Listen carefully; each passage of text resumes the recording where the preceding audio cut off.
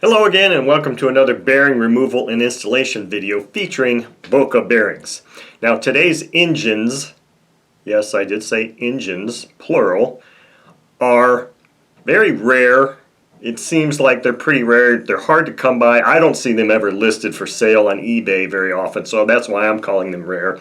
And I have two today to do, and this is the first time that I've ever actually had two of the exact same engines that both needed bearings replaced in, and these engines are the Skyward 40 engines.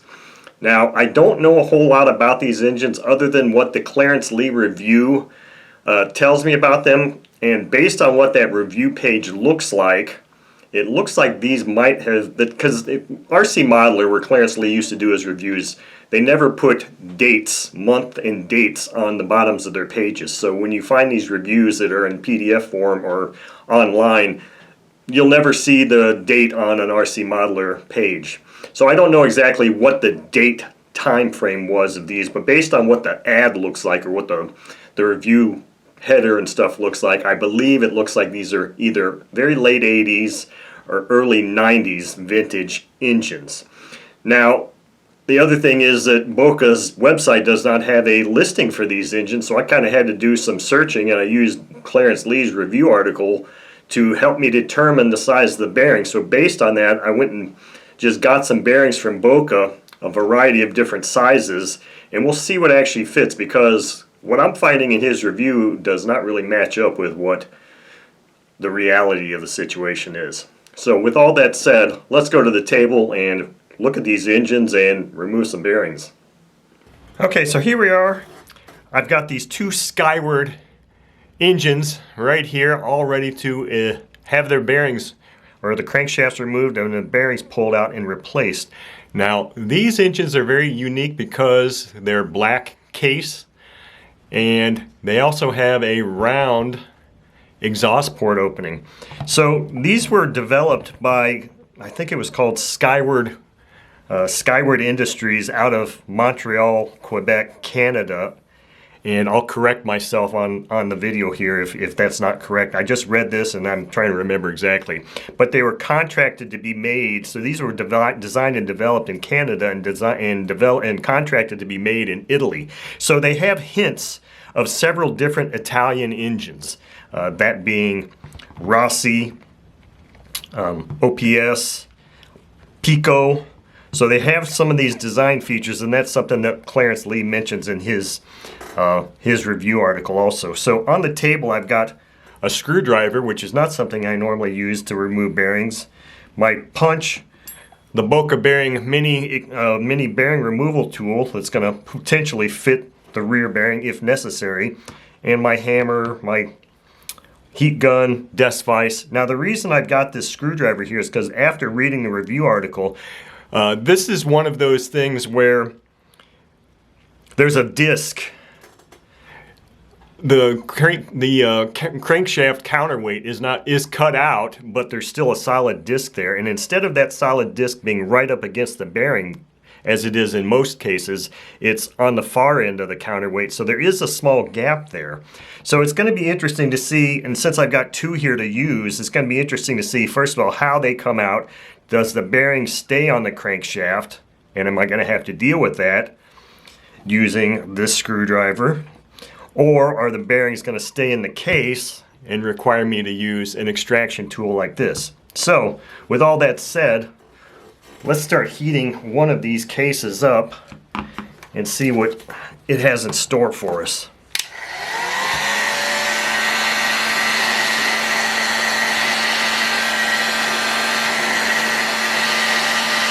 Now these are very hefty,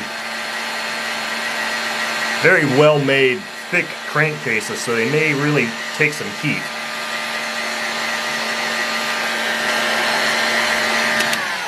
I'm going to set that there because I forgot to get my block out. Alright, let's see how... See, I was sitting there on that for quite a while and that doesn't even feel that warm. I'm going to heat this up some more. This is really going to take some heat, I think.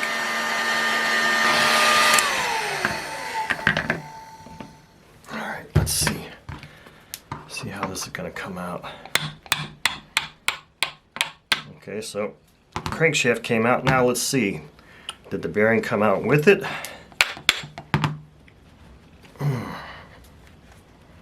Wow. In this case, the bearing did not come out with it, and the crankshaft didn't fully come out either. So I'm going to have to get a punch that'll fit right in here and punch this thing out the rest of the way. There we go. Okay, so there's our crankshaft on that one. Bearing stayed in there. Let me see if I can stick my finger in there. It doesn't feel like I've got an edge, so I'll be using this tool on this engine for sure. I don't think that's too hot to burn this mat. I hope not. Now I want to go ahead and do the second one just to see if they both come out the same way. And here you can see what I'm talking about with that, the counterweight and the webbing. A lot of times when you see webbing like this, it's on the front of the crank counterweight as opposed to being on the rear. So it would give me that little bit of an edge potentially to get in there and get that bearing out if they both come out like that, but that's yet to be seen. So let's try this one and see how it comes out.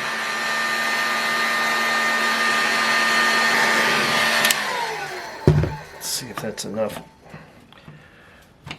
to get this one out, and then we'll pop that front bearing, or the front bearings out.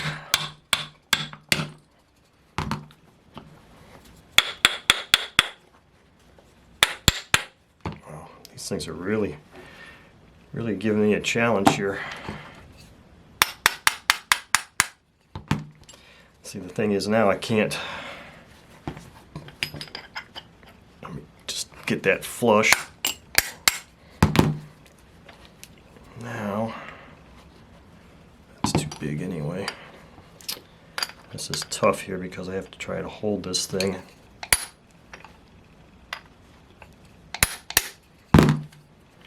Alright.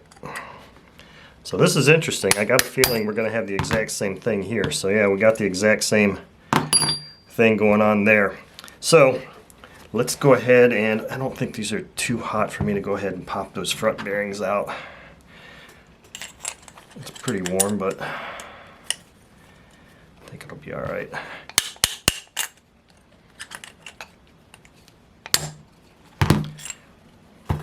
Okay, so that one's out.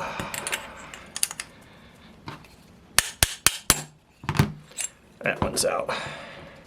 So we're going to go and look at those bearings here because that's where I think we have a discrepancy. Not going to need the screwdriver, so we can push that off to the side. So let's go and see if we can get this bearing removal tool here in the right area and start expanding these jaws on this to get this out.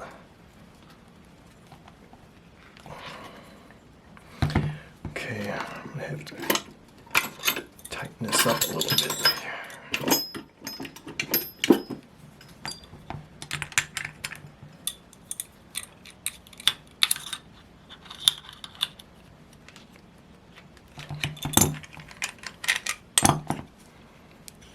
Okay, so now what I'm going to have to do is maybe I can use this to punch it out. Otherwise, I usually use my little drive, my socket extension.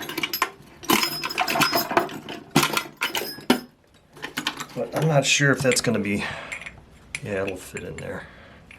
Let's just see if we can get this thing out.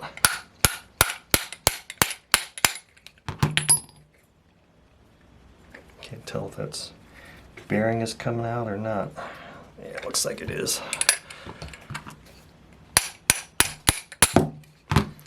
There we go. So we got this bearing out. And it wasn't even all that hot, so I need to work quickly here. Now I'm probably only going to be installing bearings in one of these on video here. But I just wanted to take both out just for this test to see if we're going to have issues with, or what the rear bearings were going to do. And I think we've already validated what they both did on this, in this particular day.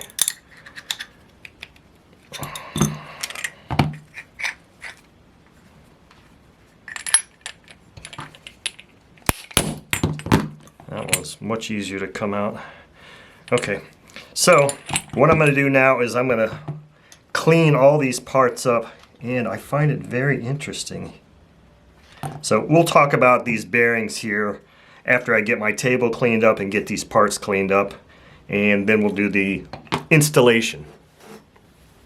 Okay, so I'm set up here to do the bearing installation in these two crankcases, and I've got my Boca digital caliper here because when I was reading the Clarence Lee article, as I stated in the intro, Boca does not have a listing for Skyward engines, and I wouldn't expect them to because they're pretty rare.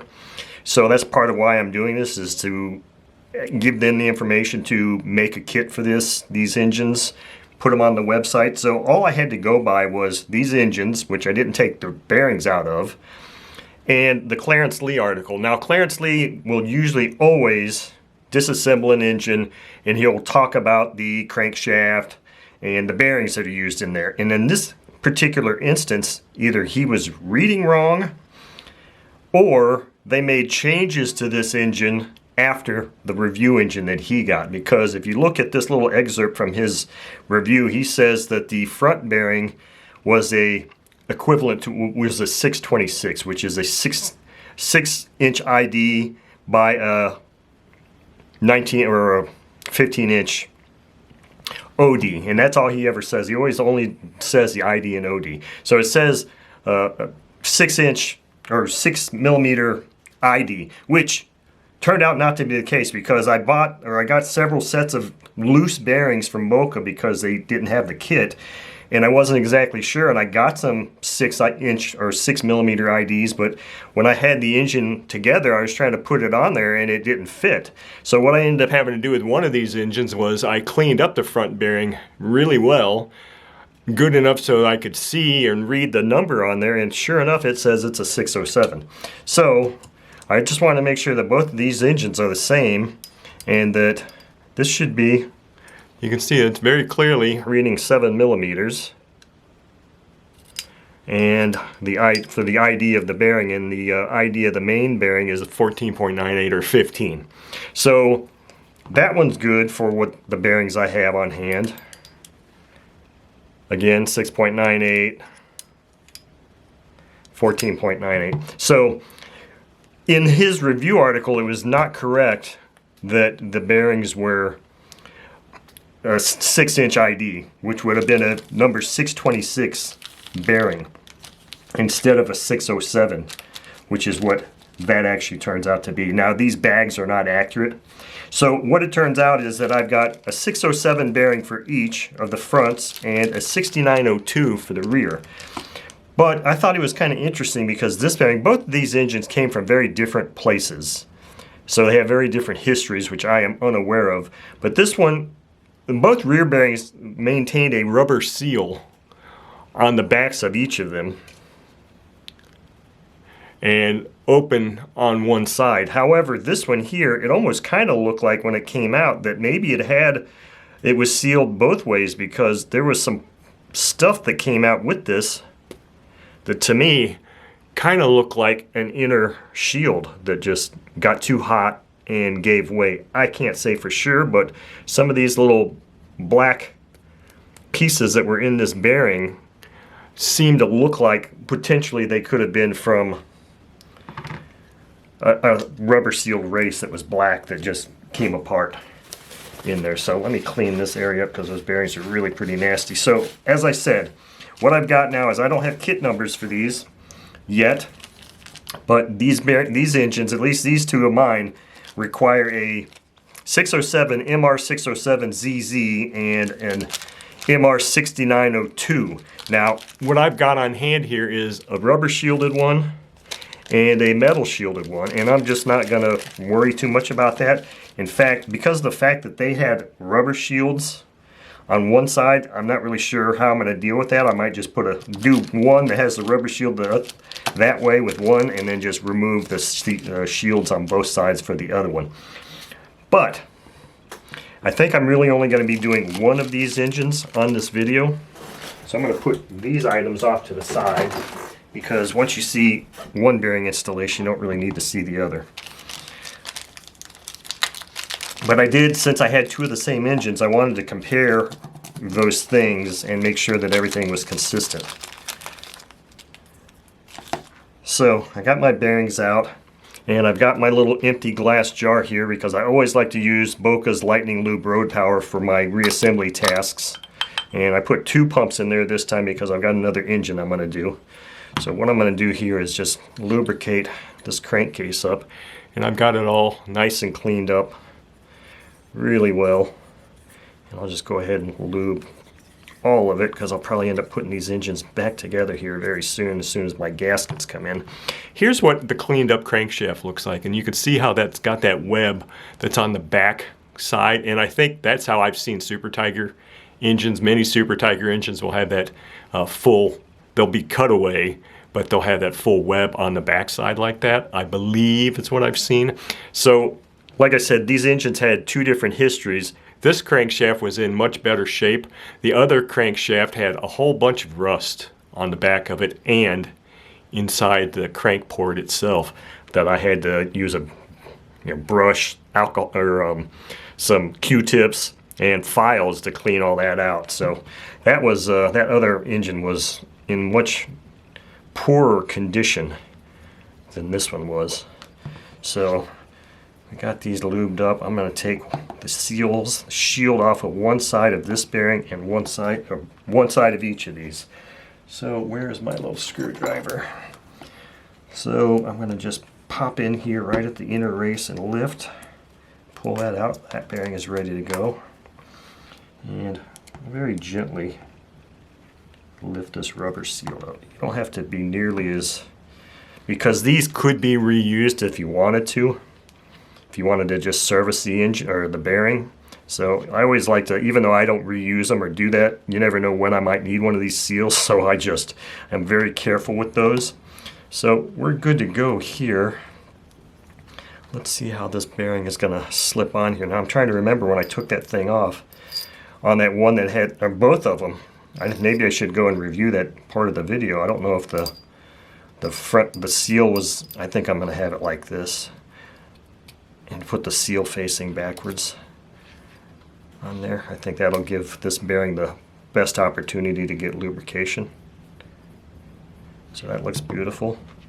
And now all I got to do is heat up this crankcase and pop these items in here. So let me put my glove on and we'll start heating up this crankcase.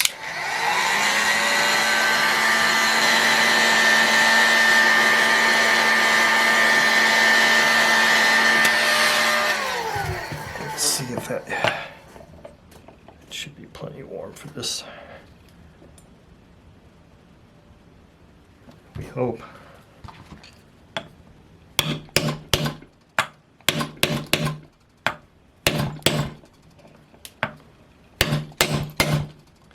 That could have been used to be a little bit warmer.